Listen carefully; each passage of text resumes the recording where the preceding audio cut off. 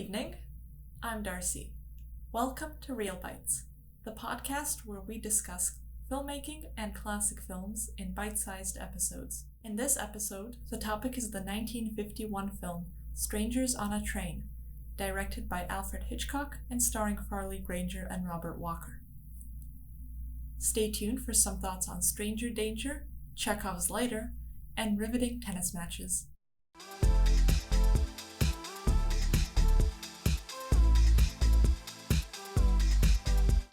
In case you haven't seen the film, here's a short summary of Strangers on a Train. Two strangers meet on a train and joke about what a perfect crime it would be if they each killed someone the other man wants dead. In a disturbing turn of events, one man takes the plan seriously. And now for the spoilers. Bruno is the character who kills the other character, Guy, his girlfriend, Marion, and then threatens to frame Guy if Guy doesn't kill Bruno's father for him.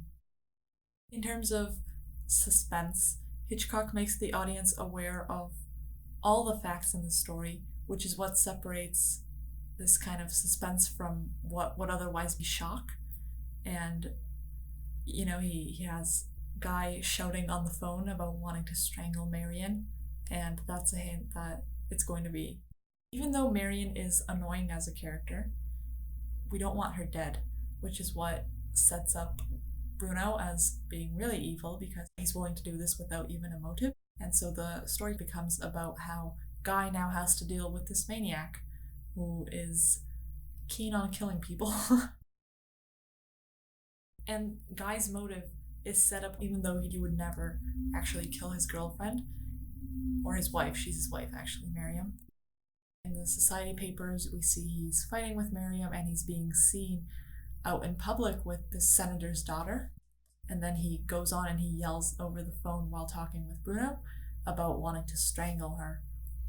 So he has a motive, he's not willing to act on it.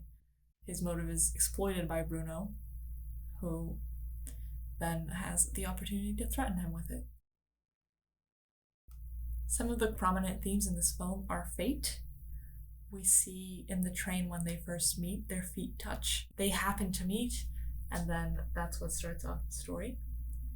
That's quite a good opening sequence. You see the two different kinds of shoes walking. You see Guy's tennis shoes, and you see Bruno's polished, really fancy shoes. There's also quite a bit of doubles going, units of two, and it's not just the tennis pun, because you see two pairs of feet. You see Miriam's glasses and reflections, and there's two of them plotting to kill two people. There's a scene where Bruno drops Guy's lighter in the storm drain, and it's the lighter he plans to use to frame Guy for the murder. He wants to leave it at the scene of the crime to frame Guy because he borrowed that lighter in the beginning, and which is a great use of Chekhov's gun, which is the theme of, if you have something in Act 1 and you have to use it again in Act 2. If you have a gun on the wall, it has to go off. So the lighter, it seems quite insignificant at first. It's a gift from Anne, who is the senator's daughter and Guy's girlfriend, and there's an engraving on it. So it's a very good artifact to use to frame someone, because it hints at the motive as well. The fact that a good chunk of the movie was set in an amusement park is quite ironic, and it contrasts the carefree fun of the amusement park with the impending death and the suggestion of murder, because that's where the first murder happens, when Bruno kills Miriam. There's two significant shots which stood out to me. The first one was in the very beginning, during the first murder, when Miriam's glasses fall off and they're on the ground, and in the reflection in the glasses, you can see Bruno strangling her. Another shot which stood out was when Guy and Bruno meet after Miriam's murder, where Bruno goes over to him to gloat, and he waits in his street, where there happens to be this barred gate. At one point they go behind it.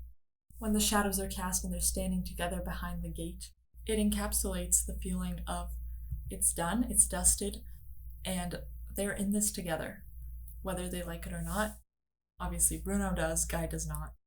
And they're metaphorically behind bars together. Lots of puns in this. There's a scene in the film where Anne and her sister Barbara are waiting for a phone call from Guy. And Hitchcock wanted to have the phone be the center of the shot, but there were some restrictions with depth of field at the time in camera lenses.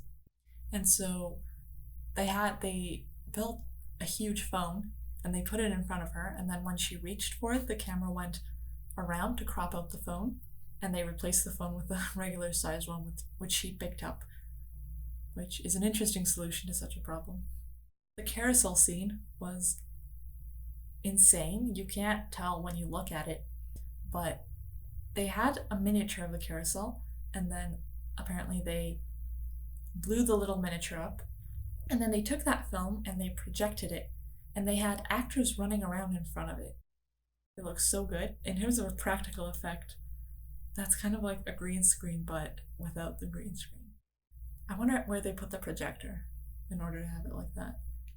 Farley Granger, of course, who plays Guy in Strangers on a Train, also stars in Hitchcock's film Rope, where he plays a murderer, ironically. There's a cameo of Hitchcock, as he does, cameos in, I think, all of his movies he has a cameo. This one, it's where he gets off the train in one shot. Hitchcock's daughter actually plays Barbara in the film. This film encapsulates the ultimate stranger danger mentality, and I found it very enjoyable to watch. I've seen it a couple of times now. I'm always impressed with how Hitchcock makes a tennis match seem suspenseful and interesting. I'm pretty sure this is the longest tennis match I've ever watched in my life. That might just be the longest tennis match anyone's ever watched.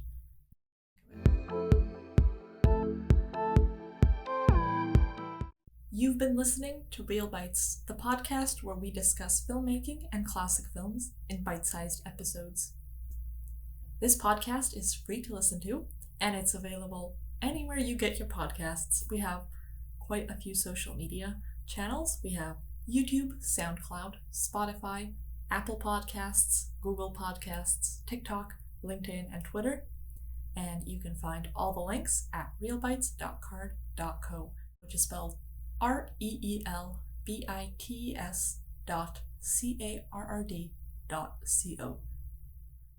Thank you for listening.